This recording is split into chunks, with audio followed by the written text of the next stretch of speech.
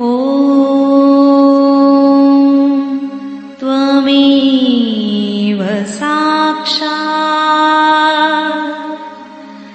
श्रीमहालक्ष्मी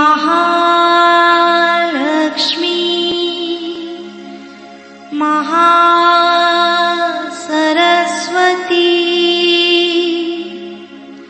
महाकाली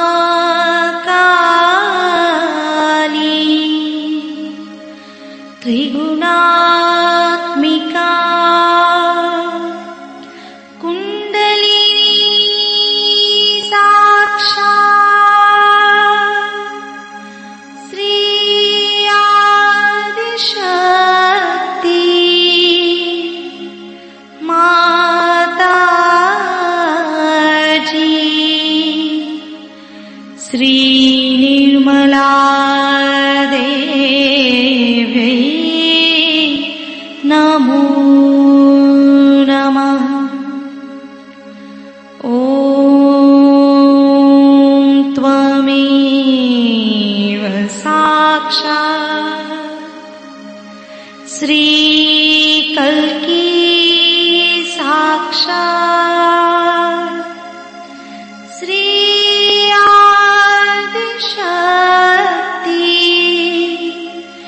माताजी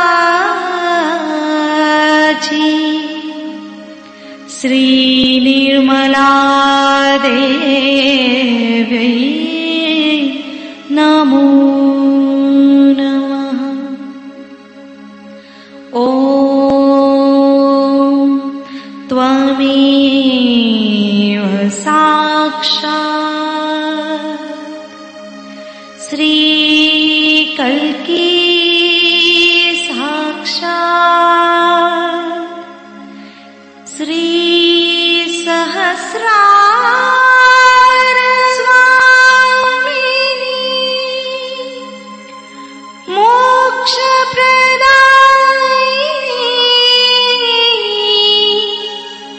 माताजी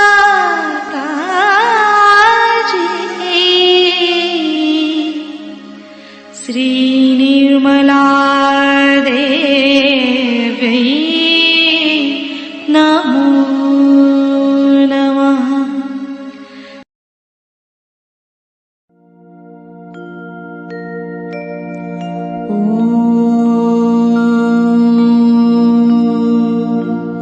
तमेव साक्षात् श्री गणेश साक्षात् श्री आदिशक्ति माताजी श्री निर्मला देवी नमो नमः।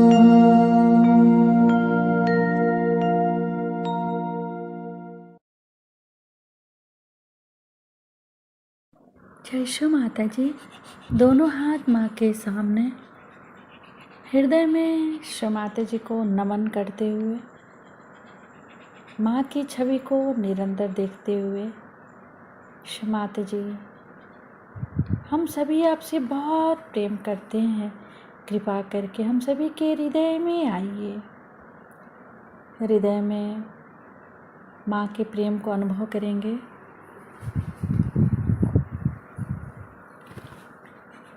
श्री माता जी हम सबको क्षमा कर दीजिए, हम सभी अज्ञानी हैं।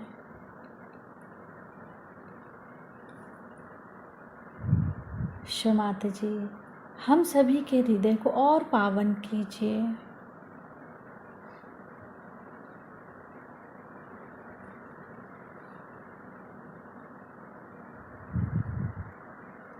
माँ की छवि को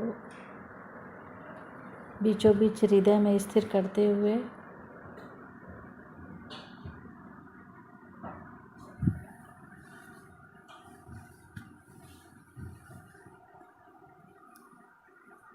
धीरे धीरे अपने संपूर्ण चित्त को दोनों हाथों पे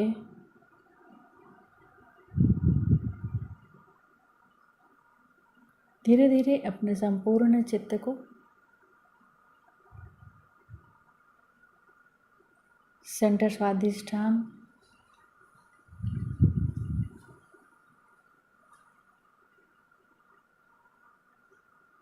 सेंटर नाभि, राइट हृदय। शे माता जी, आप ही तो मेरे अंदर जिम्मेदारी भाव हैं। शे माता जी, कृपा करके हम सबके अंदर जिम्मेदारी का भाव उत्पन्न करें। शे माता जी, आप ही तो श्री सीता और राम हैं। कृपा करके हमारे अंदर मर्यादा दीजिए, हमारी वाणी में, हमारे चित्त में, हमारे कर्मों में मर्यादा दीजिए। संपूर्ण चित्त राइट हृदय, दाहिने हृदय पे।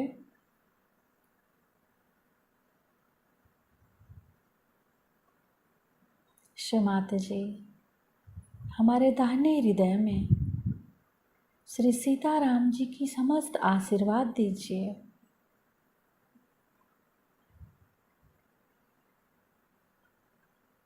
अपने चित्त को राइट हृदय पर क्लॉकवाइज 7 टाइम्स घुमाएंगे।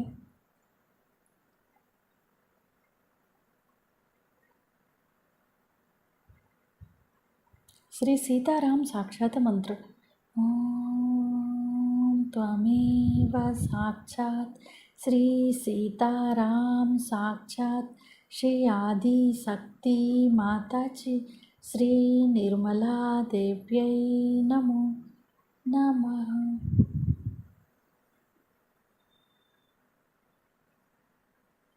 अपने राइट हृदय से सिर के तालु भाग को जोड़ेंगे।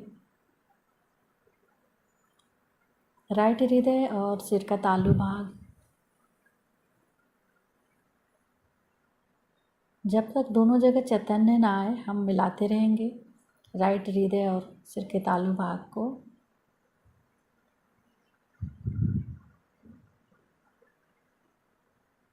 एक बार और मंत्र, ओम त्वमेव साक्षात श्री सीताराम साक्षात श्री आदि शक्ति माता जी श्री निर्मला देव्यै नमो नमः। सिर के तालु भाग और राइट हृदय में एक रूपता आनी चाहिए।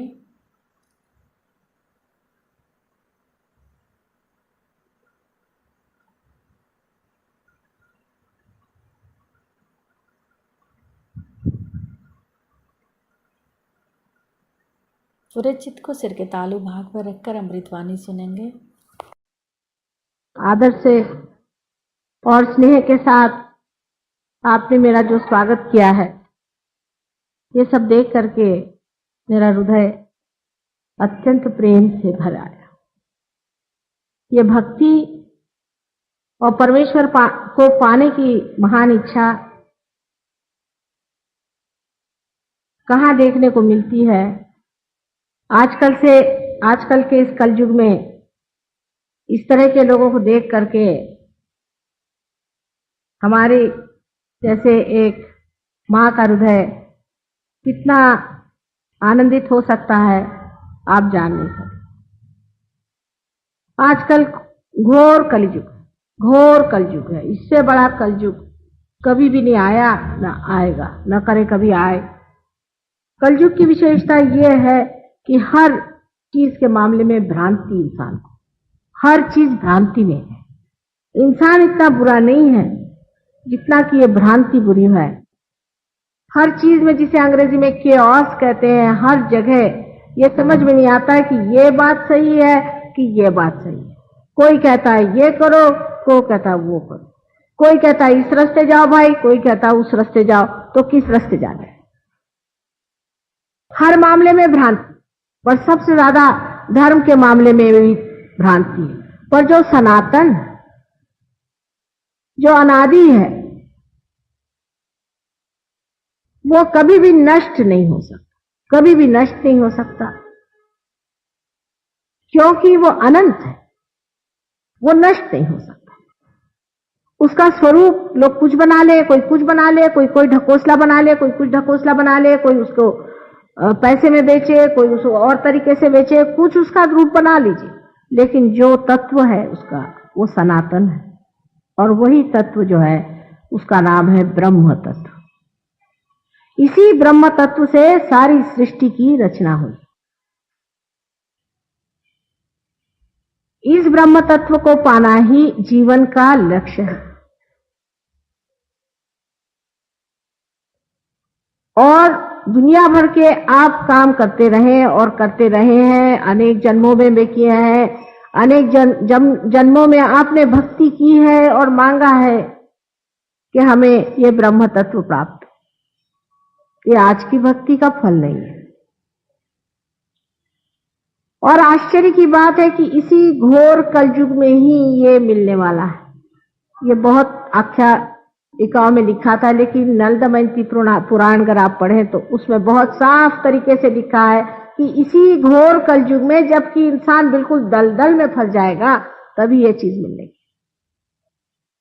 इसका मतलब कभी भी ये नहीं कि जो पहले हो चुके हैं, जो दृष्टा थे, जो साधु संत हो गए, जो गुरु हो गए, सदगुरु हो गए, और जो कुछ भी हमारे वेद और पुराणों में लिखा है वो झूठ है, एक शब्द भी झूठ नहीं। और झगड़ा लेकर के लोग बैठते हैं और बातें करते हैं कि वेद में ये लिखा है और पुराण में लिखा है, तो दोनों का मेल कैसा बैठे। ये झगड़े बहुत चलते हैं, इसीलिए कोई सनातन बनता है, कोई कुछ बनता है, कोई कुछ, और मुझे आती है हंसी बात। इसी के बारे में मैं थोड़ी सी आज चर्चा करूंगी, क्योंकि ये बड़ा झगड़ा मैं देखती हूं हमारे देश में चल रहा है। हमारे अंदर 3 तरह की शक्तियां विराजती हैं। पहली जो शक्ति, मुख्यतः जो शक्ति है, वो है इच्छा शक्ति। अगर परमात्मा को इच्छा ही नहीं होती तो संसार क्यों बनाते? उनकी इच्छा शक्ति के अंदर से ही बाकी की शक्तियां निकली हैं। इस शक्ति को हमारे सहयोग भाषा में महाकाली शक्ति कहते हैं। उसी शक्ति की वजह से आज आप भी भक्ति में रस ले रहे हैं, क्योंकि अंदर से इच्छा ही होती है कि भक्ति में चले, भक्ति का मजा आ रहा है, भक्ति में रहे, परमात्मा को याद करें, उनको बुलाएं। ये मानव ही करता, जानवर तो नहीं ना करता। जानवर तो भक्ति नहीं करता, मानव ही करता है। उसके बाद हमारे अंदर एक दूसरी शक्ति, वो है इच्छा शक्ति को क्रिया में लाने वाली, क्रियान्वित करने वाली शक्ति। उसे क्रिया शक्ति कहिए आप, इसे सहयोग भाषा में महासरस्वती शक्ति कहते हैं। ये कोई मैं हिंदू धर्म सिखा रही हूं और मुसलमान धर्म सिखा रही हूं या सिख धर्म सिखा रही हूं, ये बात नहीं समझनी चाहिए। जो मैं बात कर रही हूं वो तत्व की कह रही हूं, वो सब धर्म में एक है। इसलिए कोई ये ना सोचे कि मैं सिर्फ उन्हीं महाकाली और महासरस्वती की बात कर रही हूं जिसे हिंदू लोग मानते हैं। उसको आप क्रिया शक्ति कह लीजिए, अगर आपको नहीं अच्छा लगता नाम तो, लेकिन वो महासरस्वती की शक्ति है। और जो तीसरी शक्ति हमारे अंदर भी विराजती है और जो परमात्मा ने हमारे अंदर दी हुई है, वो शक्ति है जिससे हम धर्म को धारणा करते हैं। धर्म का मतलब ये नहीं कि हम इस धर्म के हैं, उस धर्म के हैं, लेकिन जो अंदरूनी मनुष्य का धर्म हमने धारणा की। माने अब हम जानवर नहीं, ये तो बात सही है। पहले अमीबा थे, अमीबा से होते होते आज हम मनुष्य बन गए। और ये जो हम मनुष्य बने हैं, इसमें इसके 10 धर्म हैं, और ये 10 धर्म हमारे अंदर बसते हैं। इसको अगर हमने जोड़ के नहीं रखा, संजोया नहीं, तो हम धर्म से च्युत हो जाते हैं, गिर जाते हैं। इसका ये मतलब नहीं है कि आप कोई पठन करें या कुछ करें या लेक्चर सुने। इसका मतलब है धर्म में आप स्थित रहे। जैसे कि एक सोने का धर्म है कि उसका रंग खराब नहीं होता, जैसे कि एक कार्बन का है कि उसके अंदर 4 वैलेंसीज होती है, उसी प्रकार मानव का धर्म है, उसके अंदर 10 धर्म हैं। मानव के अंदर इस धर्म के प्रति जागृति भी है। ये 10 धर्म कोई नाम देने लायक चीज नहीं। अब ये 10 धर्म को जब हमने बिठा लिया, इस धर्म से ही हमारा इवोल्यूशन हुआ है, उत्क्रांति हुई है, हम अमीबा बने। धर्म हमारे अंदर बदलते गए और जब इंसान के धर्म में हम आ गए तब हमें इंसान कहलाने लगे। जैसे कि जानवर को आप किसी गंदी जगह से गुजार दीजिए तो उसको गंदगी नहीं आती, लेकिन इंसान को गंदगी का मतलब मानो। तो इंसान जो है, इसका धर्म जानवर से ऊंचा। अब जो दशा आने वाली है ये धर्म से परे। अब आपको कोई धर्म का पालन नहीं करना पड़ेगा, आप हो ही जाएंगे धर्मातीत इसे कहते हैं। अब इसी तरह से ये 3 गुण हमारे अंदर है। इच्छा शक्ति से जो हमारे अंदर गुण आता है वो तमोगुण, और जो क्रिया शक्ति से हमारे अंदर उत्पन्न होता है वो रजोगुण, और हमारे धर्म की शक्ति से जो हमारे अंदर गुण उत्पन्न होता है वो है सत्वगुण। इस प्रकार हमारे अंदर 3 गुण हैं और इन्हीं तीनों गुणों के हेर फेर से, जैसे अंग्रेजी में क्या, परम्यूटेशंस एंड कॉम्बिनेशन से ही अनेक जातियां तैयार होती। ये चाहे आप अपने को हिंदू कहे, मुसलमान कहे, ईसाई कहे, कोई फर्क नहीं पड़ता, सब एक जैसे। अब देखिए इंसान में भी कितनी चीजें जो हैं एक जैसी, सब हंसते एक जैसे हैं, रोते एक जैसे, सिर्फ भाषा का फर्क है। सिर्फ भाषा का फर्क है। इस वजह से हम समझ नहीं पाते कि सारी सृष्टि चराचर में जो एक ही ब्रह्म तत्व रहता है, वही ब्रह्म तत्व जो है उसकी ही भाषा अनेक हो जाती है। माने प्याले अलग हो गए, लेकिन उसके अंदर जो अमृत है वो सब जगह एक ही। अब झगड़ा लोग ये करते हैं कि प्याले ठीक है कि अमृत ठीक है, झगड़ा ये। असल में दोनों ही ठीक है। कुछ कुछ ऐसे भी प्याले भगवान बना देते हैं कि उसमें पूरा की पूरा अमृत बैठ जाता है। आखिर अमृत भी तो प्याले में ही आएगा, अगर प्याला नहीं होगा तो अमृत कैसा आएगा? यही झगड़े की बात है कि लोग प्याला और अमृत को अलग समझते हैं। यानी यही ब्रह्म तत्व को जानने के लिए ही वेद लिखे गए। वेद तब लिखे गए, वेद विद से होता है, विद शब्द का मतलब है जानना। और अगर सारे वेद पढ़ करके भी आपने अपने को नहीं जाना तो वेद व्यर्थ, वेद का अर्थ ही खत्म हो गया। अगर आपने अपने को नहीं जाना, आप गए, आपसे बहुत भाषण हुए, लेक्चर हुए, सब हुआ, और आपने अपने को नहीं जाना, आप सिद्ध ही कैसे करेंगे कि परमात्मा है? कोई सिद्धता है आपके पास? आपके बच्चे यहां कल मंदिर में नहीं आएंगे, कहने का है पर से भगवान है, कोई सिद्धता नहीं। इसलिए जब आप अपने को जान लेते हैं तो आपके अंदर से ही ब्रह्म बहना शुरू हो जाता है। मैं यहां आपको वही चीज देने आई हूं जिसको आप हजारों वर्षों से खोज रहे थे, जो आपकी अपनी है, आपकी अपनी ही है, सिर्फ मुझे कुंजी उसकी मालूम है।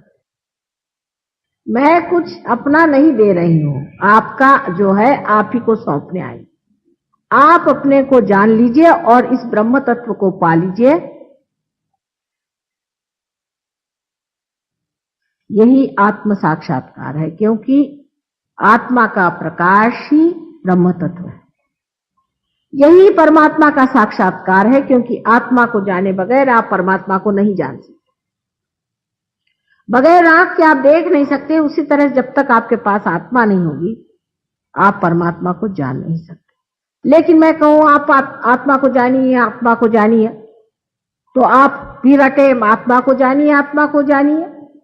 रटने से नहीं जान सकते, इसको पाना होगा, ये घटना घटित होगी। अब अपने देश में 3 तरह की व्यवस्था इन 3 तरह की चीजों से होती रही। पहली तो व्यवस्था ये हुई कि हम इस ब्रह्म तत्व को जाने, उसके लिए कुछ क्रिया करें, होम करें, हवन करें। निराकार ही को सोच रहे थे उस वक्त। उन्होंने साकार की बात तब नहीं करी। उस वक्त उन्होंने निराकार की बात की कि हम निराकार को जाने, होम करें, हवन करें, ये करें, वो करें, मंत्र कहें, किसी तरह से जागृति हो जाए। इसके फलस्वरूप संसार में अवतरण हुए। जब आपने अमृत को माना, जो कि निराकार है, वो साकार होकर संसार में आया, उसको आना ही पड़ेगा। अगर साकार नहीं आएगा तो आप कैसे जानिएगा? जैसे कि एक दीप की लौ आप देखिए, दिखने को उसमें आकार है वैसे, लेकिन सब दूर फैली हुई।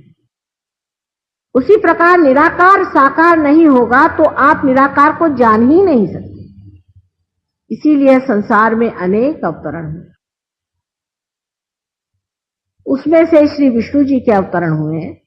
उसकी वजह है कि श्री विष्णु जी यही हमारे अंदर धर्म की संस्थापना करते हैं और हमारा उत्क्रांति का मार्ग बनाते हैं, इसलिए विष्णु जी की स्थापना। इसका मतलब कभी भी नहीं कि शिव जी का कोई महत्व नहीं। बहुत से लोग हैं भाई हम विष्णु जी को मानते हैं, शिव जी को नहीं मानते। ये तो ऐसा ही हुआ कि हम अपनी नाक को मानते और आंख को नहीं मानते, जब एक ही शरीर के अंग प्रत्यंग वो है। समझ लीजिए विराट जो श्री विष्णु का सबसे बड़ा स्वरूप है, उसके अंदर अगर उनका हृदय है तो उसमें शिव जी बसे हुए। और ब्रह्मदेव जो हैं वो उनकी क्रिया शक्ति को संभाले हुए। उन्होंने क्रिया करके सारी सृष्टि रची, सुंदरता से सब कुछ बनाया। पंच महाभूतों को लेकर के उन्होंने सारी सृष्टि को बनाया। और जब लोगों ने इस पंच महाभूतों की ही सोचा कि इनकी सेवा करने से या इनको जागरूक करने से हम परमात्मा को जाने, तब वो साक्षात परमात्मा के जो विष्णु स्वरूप जो अंग है, कहना चाहिए विष्णु स्वरूप जो उनके अवतरण है, वो हुए संसार में। आप जानते हैं कि दशावतार हुए। अब हुए कि नहीं हुए, इसकी सिद्धता देने के लिए हम आए इस संसार, क्योंकि किसी ने बता दिया इसलिए आपने विश्वास कर लिया। लेकिन ये 10 अवतरण हुए हैं और इन्हीं अवतरणों के सहारे ही हमारी उत्क्रांति हुई। माने पहले सब लोग मछलियों में थे, समुद्र में ही पहले जीव धारणा हुई है, सब लोग कहते हैं। और उसके बाद कुछ मछलियां बाहर की ओर चली आई। उन मछलियों को पहले बाहर लाने वाला मत्स्य अवतार हुआ, वो श्री विष्णु का स्वरूप था। उसके बाद आप जानते हैं कि वो 10 रूप में आते रहे। ये अगुवाई करने के जो कार्य है वो परमात्मा को ही करना पड़ा। यह परमात्मा का कार्य, इसे मनुष्य नहीं कर सकता या एक मछली नहीं कर सकती। इसलिए पहले जो अगुवाई करने का काम था उसके लिए साक्षात परमात्मा संसार में अवतरित हुए, इसमें कोई शक नहीं। लेकिन जब लोगों ने दूसरी चीज शुरू कर दी, भक्ति, कि परमात्मा तो संसार में अवतार ले रहे हैं, इसको समझ के उन्होंने भक्ति शुरू कर ली, तो उसी में लिपट गए वो। माने ये कि फूल के अंदर शहद है, समझ लीजिए, तो आपको फूल का शहद लेना चाहिए, तो बात सही है, लेकिन शहद फूल के बगैर तो नहीं होता। लोगों ने कहा कि भाई फिर फूल की बात करो। एक शहद की बात करने लगे, फूल की बात करने लगे। उसके बाद उन्होंने कहा कि फूल की बात करो, तो फूले में अटक गए लोग। अपने मन से मूर्तियां बनानी शुरू कर दी, उसको प्राण प्रतिष्ठा नहीं करी, उसमें जागृति नहीं दी, उसको कायदे से नहीं बिठाया और शुरू हो गया, तो अटक गए। तब लोगों ने शुरू किया कि नहीं, इसको बंद करो भाई, अब निराकार की बात। तो कभी निराकार से साकार में जाए, साकार से निराकार में जाए, ये झगड़ा चलता है। और झगड़ा कोई है ही नहीं, एक के बगैर दूसरा नहीं है, दूसरे के बगैर पहला नहीं, ऐसी सीधी बात है ही। क्योंकि दोनों ही बातें बन गई, एक ने फूल की बात करी और एक ने शहद की करी, और दोनों ही बातें ही रह गई, बातें ही रह गई, बातें ही रह गई, आज तक बातें ही रह गई। तो दोनों ही बात सही है, वो भी सही है और ये भी सही है। उसका खंडन इसलिए हुआ, उन्होंने खंडन इसलिए किया कि जब जनसाधारण में देखा कि एक तरफ खूब बह के चले जा रहे, तो उनको खींच के दूसरी तरफ ले आए, बाबा यहां ठीक आने से। जब इस तरफ में बहुत बह के चले जा रहे, तो उनको फिर इस तरफ ले आए। जो ला रहे हैं वो एक ही इंसान है, उनका नाम है दत्तात्रेय जी। आदिनाथ है, आदि गुरु है वो। वही अनेक बार संसार में आए, उन्होंने कहा कि भाई हाँ ठीक है, अवतरण हुए, मानिए इसे। लोग अवतरण को चिपक गए, राम राम राम राम, रास्ते पे चलिए तो राम राम, बाजार में जाओ तो राम राम, इधर देखो तो राम राम। कोई किसी की अकल नहीं रह गई कि इस तरह से राम का नाम नहीं लेना चाहिए। हर समय राम को आप कितना सस्ता किए दे रहे हैं, उसका भी एक तरीका है। तो अब फिर उन्होंने कहा कि चलिए ये बात बंद करिए। वही उनके अनेक अवतरण हुए हैं, उन्होंने अपना ही इसलिए खंडन किया। वही संसार में राजा जनक के रूप में आए थे, और राजा जनक ने एक नचिकेता को ही आत्म साक्षात्कार दिया था। राजा जनक के बारे में आप जानते हैं कि उनको लोग विदेही कहते हैं, और उनसे लोगों ने पूछा कि भाई आपको विदेही कैसे कहते हैं। नारद ने कहा कि तुमको विदेही कैसे कहते हैं, तुम तो संसार में रहते हो और तुम विदेही हो। तो बहुत आसान है भाई, ऐसा करो शाम को बात करना, अभी तो तुम एक काम करो, कटोरे में दूध है उसे लेके चलो और शाम को मुझे बताना। अब वो दूध कटोरा ऐसा था कि उसमें दूध छलक जाएगा, उसने कहा एक बूंद भी नहीं छलकना चाहिए, उसी को देखते रहना और छलकना नहीं चाहिए बूंद, तब मैं बताऊंगा कि मुझे विदेही क्यों कहते। शाम तक बेचारे वो अपने लिए घूम रहे, उनके साथ सारी दुनिया में गए और परेशान हो गए। जब शाम को लौटे तो उनका आप तो बताइए, मैं तो तंग आ गया, सारा दिन इस तरह आपके साथ घूमता रहा। कहने का पहले ये बताओ कि तुमने क्या देखा। उन्होंने क्या देखा, मैं क्या देखता, मैं तो पूरी समय दूध ही देखता था कि गिर न जाए। पहले मैं प्रोसेशन में गया, फिर मेरे बड़ा भारी दरबार था, वहां नृत्य हुआ, कुछ नहीं देखा तुमने? कहले कुछ नहीं देखा। राजा जनक ने कहा कि बेटे मेरा यही हाल, मैं कुछ देखता नहीं हूं, मेरा सारा चित्त, मैं अपना देखते रहता हूं कहीं छलक न जाए, मेरा सारा चित्त वही है। यह अवतरण है। राजा जनक भी एक अवतरण है, बहुत बड़ा अवतरण है। वो इस संसार में गुरु के रूप में आए। उसी ने जिसको कि आज हम लोग सबसे फुटअव्वल करते हैं, मोहम्मद साहब भी वही है, कोई अंतर नहीं। और उनकी जो लड़की थी वो साक्षात जानकी थी, इसके आपको हम सिद्धता दे देंगे। बेकार में हम, हाँ अगर मुसलमान खराब है वो दूसरी बात है, लेकिन मोहम्मद साहब नहीं थे, उन्होंने भी वही बात करी। और फिर जब मोहम्मद साहब ने देखा कि मुसलमान इतने गधे हो गए, तब फिर संसार में वो आए। और आपको मालूम है गुरु नानक के नाम से संसार में उन्होंने कार्य किया। वे सभी निराकार ही की बात कर रहे थे, क्योंकि उनको मालूम था इंसान चिपक जाएगा किसी चीज में, और उन्होंने हमारे धर्म को हमेशा संभाला। और अब आखिरी बार वो आए थे शिरडी के साईनाथ बनकर। ऐसे इनके अनेक अवतरण हुए, और ये कोई इंसान नहीं थे, ये परमात्मा का जो सबसे अबोधिता का तत्व था, जिसे इनोसेंस कहना चाहिए, उसके अवतरण थे। और इनका जीवन भी उसी तरह से अत्यंत निष्पाप और निर्मल था। और वो साक्षात शक्ति उनके साथ, या तो बहन, जैसे जनक की लड़की सीता जी थी, मोहम्मद साहब की लड़की फातिमा थी, और आपको मालूम है कि गुरु नानक की बहन नानकी, ये जानकी साक्षात थी। इसमें कोई शंका की बात नहीं है मेरे लिए, लेकिन आपके लिए हो सकती। लेकिन इसको मैं सिद्ध कर सकती हूं, क्योंकि जब तक आपके आंख नहीं आती आप इसको नहीं मान सकते, ठीक है। लेकिन आपको आंख देने पर तो आपको मानना ही पड़ेगा कि सफेद सफेद है, झूठ झूठ है। तो किस बात का झगड़ा है फिर? ये तो अंधेरे में लोग आपस में मार रहे हैं। एक बार आंख खुलने पर मैं बताती हूं आपसे, आप सारे संसार की जो ये सबसे बड़ी माया है, इसको पहचान लेंगे। ये सब लोग एक हैं, इनमें कोई अंतर नहीं।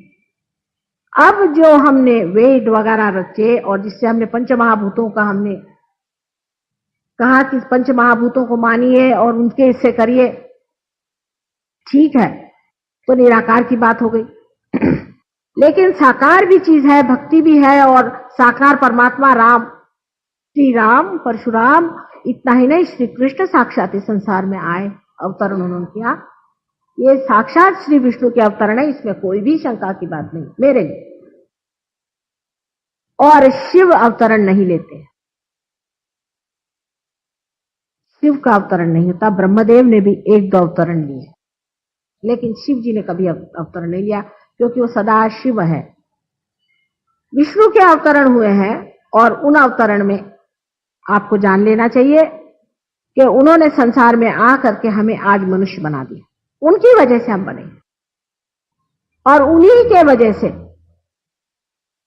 हमने ये भी जाना है कि संसार में अवतार आते हैं। लेकिन श्री कृष्ण ने ये बातें सिर्फ एक अर्जुन से बताई, एक अर्जुन से बताई, सबसे नहीं बताई, सब जनसाधारण को बताने की बातें। भक्ति का मार्ग चल रहा था, भक्ति में लोग आवाहन कर रहे थे परमात्मा को, और इधर लोग जो है वेद में वो लोग वे पंच महाभूत थे, उनको जागरूक कर रहे थे। और एक बहुत गुप्त तरीके से दूसरा जो मार्ग बन रहा था, उसमें राजा जनक जैसे लोग प्रयत्न कर रहे थे कि आत्मा का साक्षात्कार हो जाए, लेकिन ये बात गुप्त थी। श्री कृष्ण ने भी ये बात सिर्फ अर्जुन से बताई, और वो भी घूम फिरा के बताई, क्योंकि उन्होंने देखा इनकी अभी समझ में आ नहीं रही बात। अब गीता पे फिर मैं कभी बोलूंगी, आज तो इतना समय नहीं। अब जब हमने देखा बाद में कि लोगों में ऐसा है और लोग बेकार में झगड़ा कर, तब स्वयं नानक जी संसार में आए थे और उन्होंने बताया कि बेकार में आप झगड़ा कर रहे हो, क्योंकि उन्होंने सोचा कि मैं ही तो था और मेरी ही जगह अब ये मेरे ही शिष्य लोग अब झगड़ा कर। तो उन्होंने आके समझाया, भाई क्यों झगड़ा कर रहे हो, वो चीज एक ही थी, चीज एक ही थी।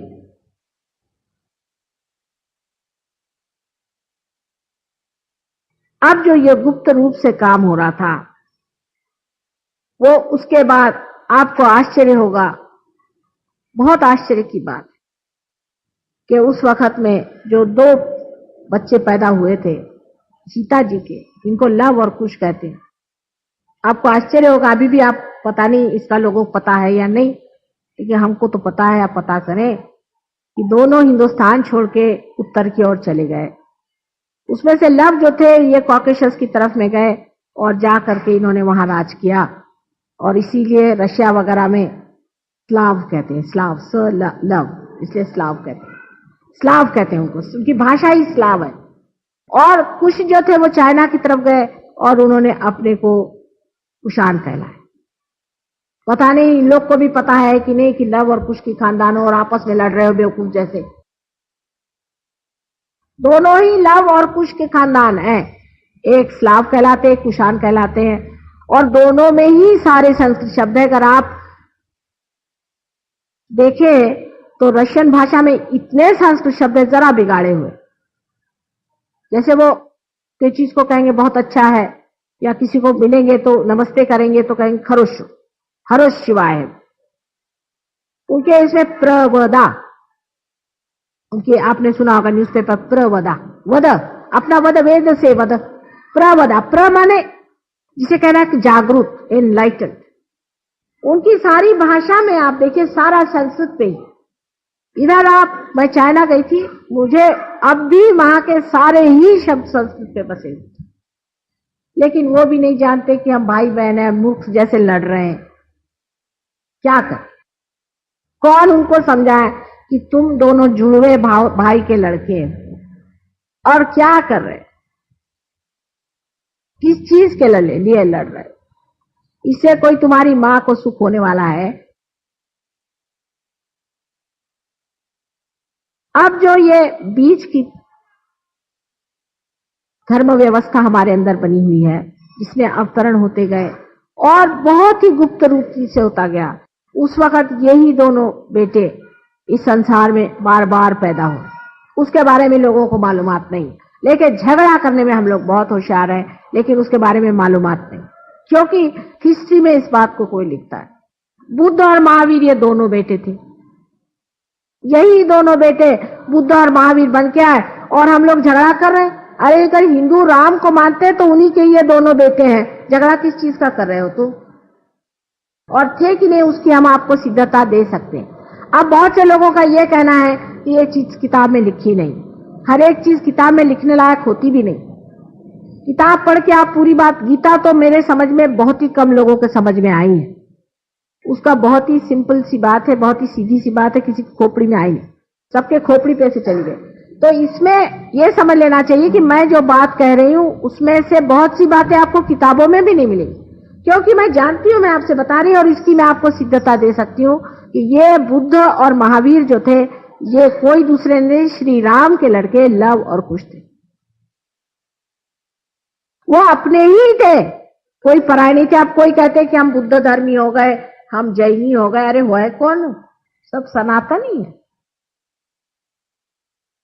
जब आप कहते हैं हम सनातन है तो सोचना भी चाहिए कि सनातन का आंचल बहुत बड़ा है, तो उसके नीचे सब लोग आ गए, कोई छूटने वाला नहीं है। यही बुद्ध जबकि आए संसार में इन्होंने सिखाया कि आप मूर्ति पूजा नहीं करो, ये नहीं करो, वो नहीं करो, क्योंकि लोग मूर्ति पूजा की हद कर दी थी उन्होंने। इसलिए जब सिखाया और जब देखा कि वो चीज पूरी तरह छूट के बुद्ध धर्म इतना बुरी तरह से फैल गया और उन्होंने इतनी बेवकूफियां शुरू कर दी, तो खुद उन्होंने ही इस संसार में जन्म लिया। और वही हमारे हिंदू धर्म के संस्थापक जिन्हें हम मानते हैं आदि शंकराचार्य, वही थे, ये बुद्ध ही थे। फिर से आए अपना ही खंडन करने के लिए, क्योंकि इन बुद्धू लोगों को कौन समझाए? बुद्ध माने जागृत, जिसने जान लिया सो। कितने बुद्ध हैं? बुद्ध बेवकूफ जैसे वो उनसे कहा कि पूजा नहीं करो तो एक दांत लेकर के बैठ गए, फलाना लेकर के बैठ गए, उसी से झगड़ा। इंसान को कोई ना कोई बहाना चाहिए झगड़ा करने का, और सब में एक ही तत्व है, सब में एक ही तत्व है, पर झगड़ा पता नहीं क्यों कैसे ढूंढ लेते हैं, कोई ना कोई बात झगड़े की ढूंढ लेते हैं। आदि शंकराचार्य ने कहा था न योगे न सांख्य, न योग सांख्य से कुछ नहीं होने वाला, मां की कृपा से ही सब कुछ होने वाला है। उन्होंने बहुत बड़ी किताब एक लिखी थी, विवेक चूड़ामणि। पता नहीं आप लोग पढ़ते हैं कि नहीं, पढ़ते होंगे जरूर, क्योंकि आप सनातन धर्मी हैं। तो जिन्होंने इसकी संस्थापना करी वो तो पढ़ते ही होंगे। इतनी बड़ी किताब विवेक चूड़ामणि लिखने के बाद उन्होंने दूसरी किताब लिखी जो सौंदर्य लहरी है, पता नहीं आप लोग पढ़े होंगे। सारा उसमें मां का वर्णन है पूरा, यहां तक कि उनका आकार प्रकार, उनका तौर तरीका, उनको कौन सा तेल पसंद है, सर में कौन सा तेल लगाती है, सारा बारीक लिखी। विवेक चूड़ामणि तो इतनी बड़ी भारी चीज लिख दी, और अब ये मां का वर्णन क्या लिख रहे? कहले उसके सिवाय इलाज नहीं, मां के सिवाय इलाज नहीं, वही सब करेगी, ये शक्ति का काम। इसलिए हम सब शक्ति के पुजारी हैं। आप किसी भी धर्म में रहें, आप सब शक्ति के पुजारी हैं। वेद में मां को ई करके कहा गया, ई शब्द से, उसका शब्दों का फर्क है, लेकिन शक्ति को ही पाना है। और शक्ति भी क्या शक्ति है? ये ब्रह्म की शक्ति है। और ब्रह्म क्या है? ये परमात्मा की इच्छा और परमात्मा का प्यार है। अगर परमात्मा को आपसे प्यार नहीं होता तो ये सरदर्द वो क्यों लेते? ये सारी सृष्टि बनाना भी एक बड़ा भारी सरदर्द है। इतनी सारी सृष्टि उन्होंने बनाई क्योंकि उनका आपसे प्यार था, और आज भी उसी प्यार में वो चाहते हैं कि आप उनके साम्राज्य में उतरे। ये सारे झगड़े हैं, झगड़ों में कुछ नहीं। सबसे बड़ी सनातन बात यह है कि हम ब्रह्म शक्ति से बने और हमें उसको पाना है। और अगर आपने उसे जाना नहीं तो आपने शक्ति को पाया नहीं। कहने लगे कि मैं, वहां वारकरी लोग होते हैं, एक एक महीना 2-2 महीना पैदल चल के जाते हैं। वो हुआ, मैं वहां पैदल चल के जाता था, महीना पैदल चलता था, वहां जाता था तो मेरा सर ही फोड़ देते थे लोग, और उसमें परेशान हुआ, भगवान नहीं मिले। फिर मैंने सोचा अब और कोई सा धर्म कर ले। फिर मैंने सब धर्म किए, ये धर्म किया, वो धर्म किया, मेरे हाथ पैर टूट गए, मेरी हालत खराब हो गई, मेरी तंदुरुस्ती चौपट हो गई। मैंने कहा ये कैसा भगवान है जिसको मैं खोज रहा हूं, और मैं उसकी मेरी तंदुरुस्ती भी चौपटा देगा तो मैं कैसे उसको जानूंगा। और जब उन्होंने जाना कि हम वहां गए हुए हैं तो हमसे मिलने आया और कहने लगे मां अब बताओ मैं क्या करूं। मैंने कहा बेकार में तुम इधर से उधर अपनी दल बदलते रहे। अपने माथे पे लिखा हुआ रोज बदलने से कुछ नहीं होता कि मैं फलाना हूं ढिकाना हूं। तुम सिर्फ इंसान हो पहली बात, और दूसरे तुम परमात्मा के पुत्र हो। तुम आत्मा हो और कुछ नहीं, उसको तुम्हें पाना है। इस तरह से अपने ऊपर ब्रांड मत मारो, लड़ाई झगड़े होते। आत्मा ही सनातन है, उसको पाना है।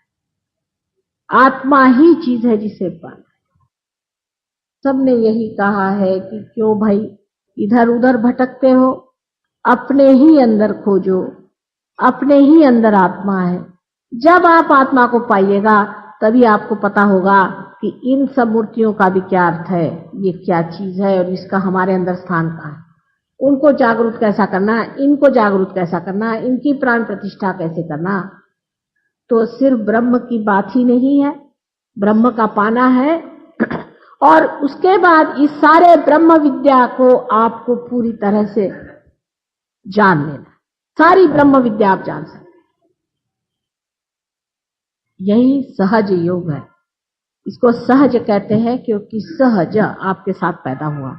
आपके अंदर कुंडलिनी शक्ति है जो आपके साथ पैदा हुई। ये जीवंत है, कोई मरी हुई चीज नहीं है, जीवंत है। जैसे कि अंकुर होता है उस तरह से आपके अंदर वो स्थित है। वो जागृत हो जाती है और वो जागृत होने के बाद आपके अंदर से ठंडी ठंडी हवा जैसी चैतन्य की लहरियां, जिसका वर्णन आदि शंकराचार्य आदि सब ने किया हुआ है, ईसा मसीह ने भी किया है, वो बहने लग जाती है और आप अपनी शक्ति को प्राप्त होते। और उसके बाद इस ब्रह्म को प्राप्त करने के बाद आपको ब्रह्म विद्या जाननी। हिंदुस्तान में भी सहयोग बहुत जोर से फैल रहा है, लेकिन इसका ज्यादा हिस्सा महाराष्ट्र में बहुत ज्यादा चल रहा है। इसकी वजह यह है कि संतों की भूमि है और वहां लोगों ने संतों को भुलाया नहीं। नाथपंथियों ने बड़ी मेहनत करी है।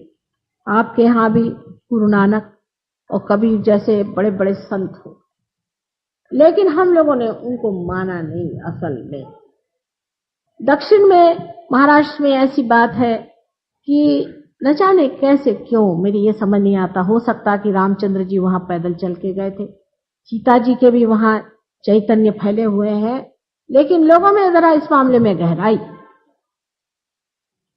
वो इस बात को जानते हैं। और ज्ञानेश्वर जी ने बहुत साफ साफ लिखा था कि कुंडलिनी नाम की शक्ति हमारे अंदर है और वो अम्बा स्वरूप माता जी जब होंगी तभी आपको उसकी प्राप्ति हो सकती है। आदि अनेक चीजें उन्होंने लिख के रखी है।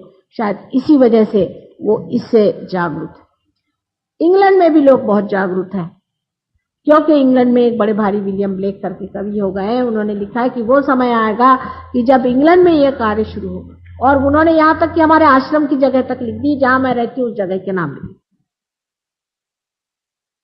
लेकिन ये मैं नहीं कहूंगी कि यहां संतों ने मेहनत नहीं करी। संतों ने बड़ी मेहनत की है। बिहार में मैं गई थी, बिहार में देखा कि सारे चैतन्य भरा पड़ा हुआ। बंगाल में, पंजाब में सारा चैतन्य भरा पड़ा हुआ है। पंजाब तो ऐसा चैतन्य से भरा है, लेकिन मेरे समझ नहीं आता है कि पार्टीशन हो गया क्या हो गया, पता नहीं। लोगों की श्रद्धा ही टूट गई है और श्रद्धा में एक तरह का नरमाई आ, और उसकी वजह से मनुष्य इस ओर नहीं जाता है कि उसे पाना है। वो उच्छृंखल है। थोड़ी देर के लिए भगवान के पास आ गए, वो सोचता बहुत हो गया। रास्ते चलते कोई भगवान मिल गए, बहुत हो गया। उसके बाद उनको अपनी दूसरी परवाह लगी रहे। उसमें कुछ मेहनत करनी पड़ेगी, कुछ उसके प्रति वाकई श्रद्धा से लगना पड़ेगा। इधर ध्यान।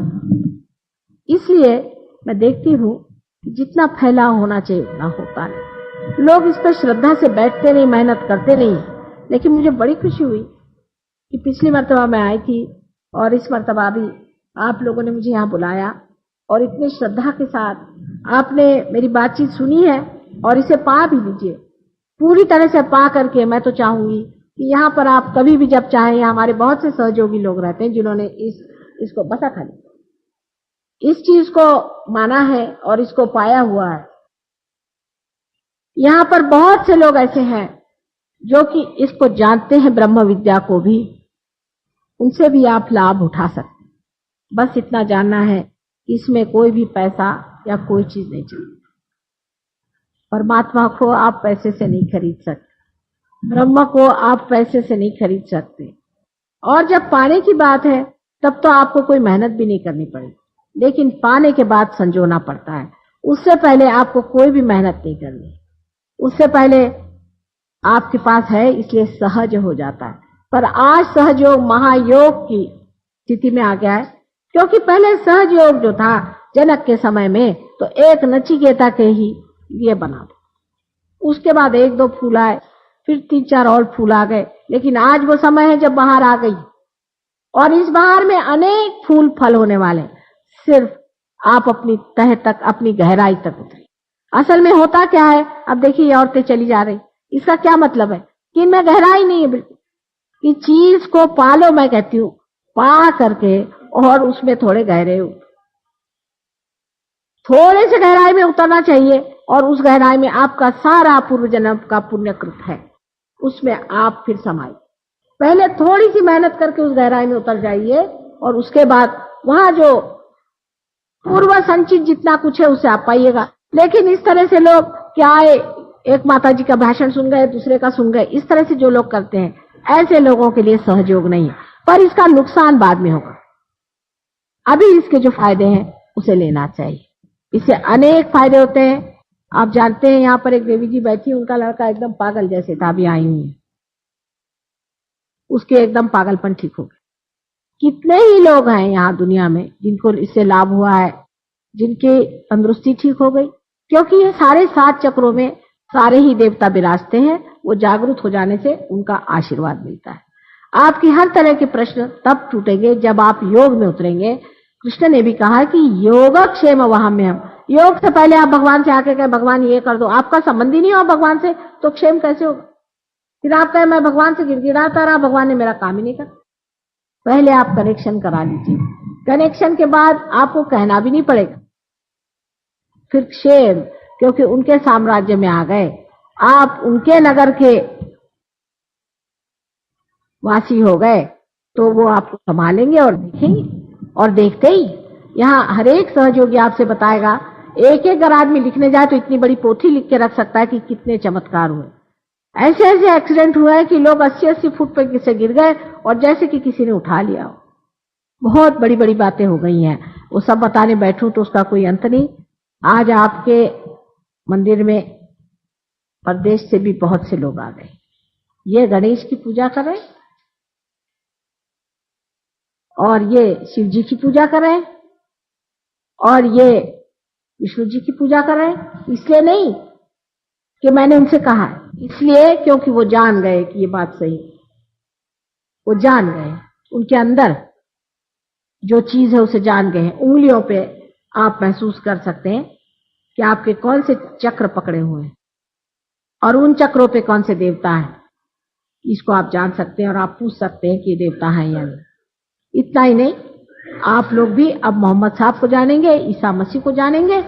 जिन्होंने जो कुछ नहीं जाना वो और जान जाएंगे, और ये लोग जितना जानते हैं आप लोग नहीं जानते।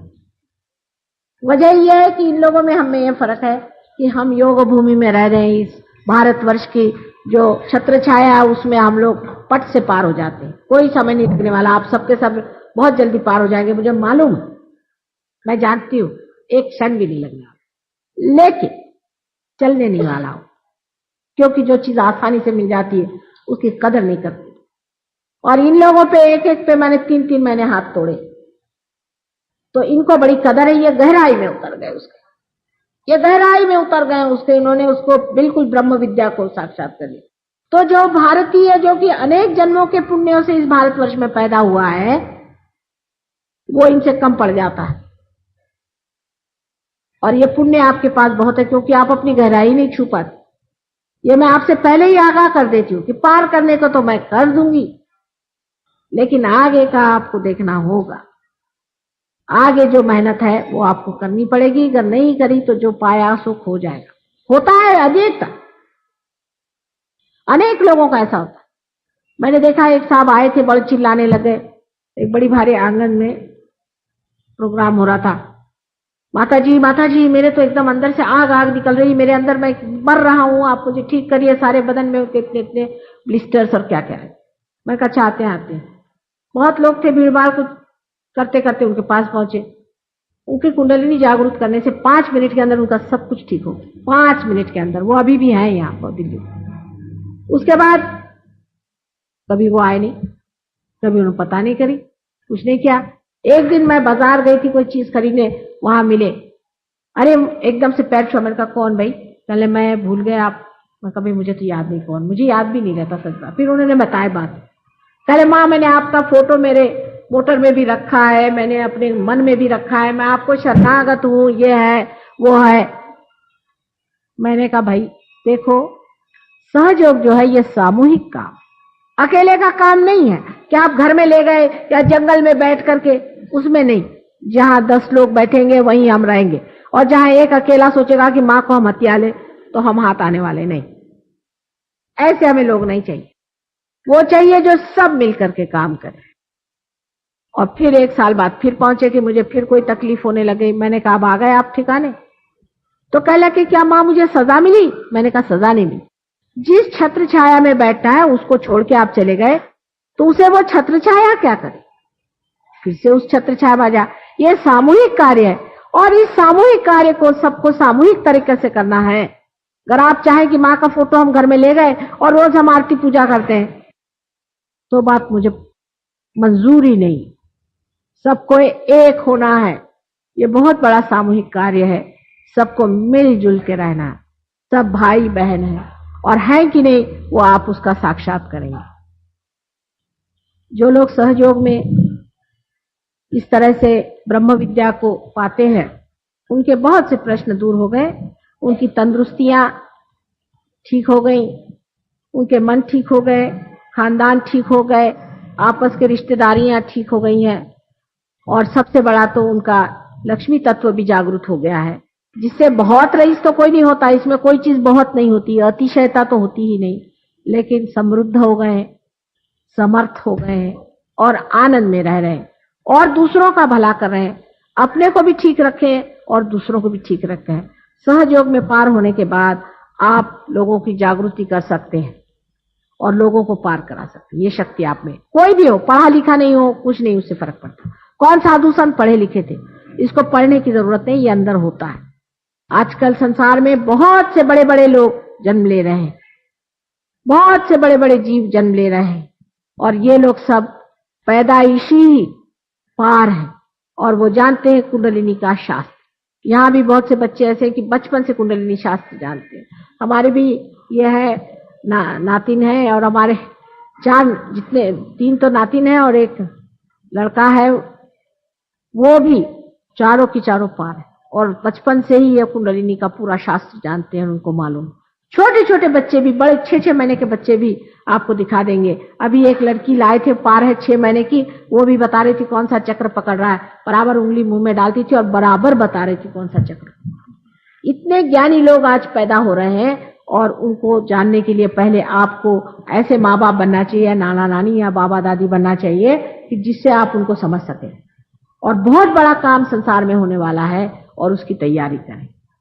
आज यहीं तक कहूंगी, और बाद में अगर कभी मौका होगा तो कल की बात कहूंगी जो अच्छी नहीं इतनी रहेगी, क्योंकि उसमें फिर कोई आपको समझाने वाला नहीं रहे। तो उसमें फिर आखिरी सफाई का मामला है, वो समय आने से पहले ही सब लोग पार हो जाए। जिसके लिए आपने आज तक भगवान को माना उसका आप साक्षात करें और उसे लें। यही मुझे आप सबसे विनती है, और मैं माँ के रूप में आपको समझाती हूँ, किसी की भी बात का बुरा न माने और इसको बुद्धि पर न बैठाएं चौखट पे कि माँ ने ऐसा क्यों कहा, माँ ने वैसा क्यों कहा। मैं एक भी बात झूठ नहीं बोलती हूँ और मुझे आपसे कुछ भी लेने का नहीं, इलेक्शन भी जीतने का नहीं है। मेरा कोई देना नहीं बन पड़ता है, बस देना ही देना है। इसलिए आप इस तरह की बेकार की बातें कभी ना सोचना कि माँ ने ऐसे क्यों कहा, वैसे क्यों कहा, क्योंकि माँ को सच बोलना पड़ेगा। हालांकि बहुत मिठास से बता रही हूँ सब बात, लेकिन हो सकता है कि बुद्धि है ना, मैंने कहा हर चीज को पकड़ लेगी जिससे झगड़ा खड़ा करे, और यह आप ही से झगड़ा आप अपना कर रहे हैं और किसी दूसरे से नहीं, क्योंकि आपको अपनी शक्ति पानी है।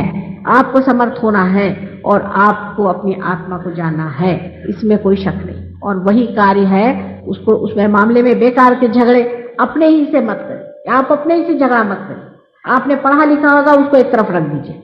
सारे पढ़ने लिखने से भी ऊंची जो चीज है आत्मा को पढ़ लेना। एक ही अक्षर प्रेम का, पढ़े सो पंडित हो। ये प्रेम वो नहीं है कि अपने बच्चों को प्यार करो रे इसको प्यार, ये प्रेम नहीं, ये परमात्मा का प्रेम जो ब्रह्म शक्ति के रूप में आप में से बहना शुरू हो जाता है, इसे आप प्राप्त करें। बहुत बहुत धन्यवाद आप लोगों का।